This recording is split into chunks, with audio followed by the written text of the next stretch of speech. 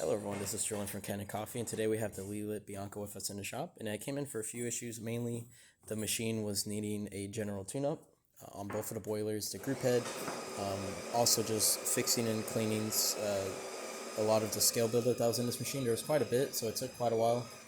Also, we had a few issues with the PID. This is the older one, so we replaced the entirety of the PID, and so you should be having a new one in there. And so, we're going to quickly test the machine.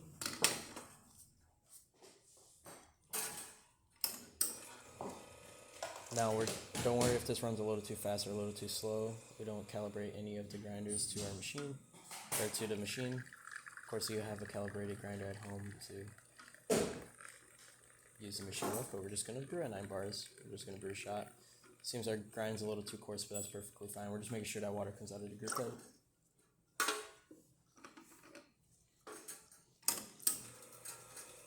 There you go. And as you can see, that PID is working well. Nice clear view of your shot timer, and then of course the temperatures. Quickly test the steam on this one. Really good, steam one.